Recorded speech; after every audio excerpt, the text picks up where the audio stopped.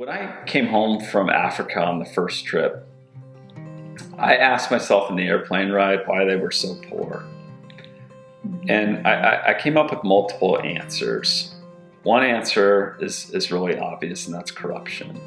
A lot of government corruption, bribery. You really begin to appreciate law and order. The second answer that I came up with to that question was laziness. I saw a lot of men in particular that were lazy, standing around on drugs. Pretty obvious. But there's a third answer that really bothered me, and that was their community orientation.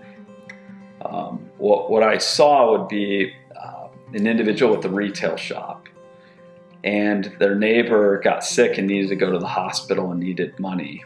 And so that individual was so community oriented, they'd sell all their merchandise, but instead of holding some of the money back to replace the merchandise and keep the business going, they would give the money to their neighbor to go to the hospital out of fear that they wouldn't be supported if they needed help.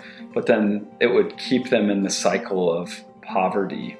And one of the things that Possibilities Africa did in the early 2010s was to switch their economic model and spiritual development model to a community orientation model where they would join these community groups, whether it was a Shalom group or a Sifa group, which are just names for groups that would form in these communities of people.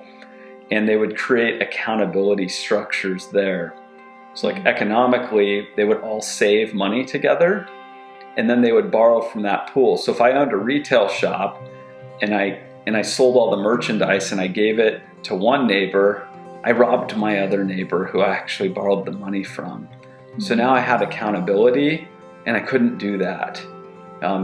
Whereas if I borrowed from an American overseas, I could do that, and it's not a big deal because the American's not in my community.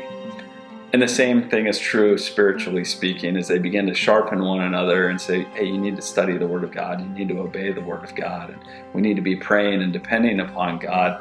There's that community accountability to walk the narrow road and walk the narrow path.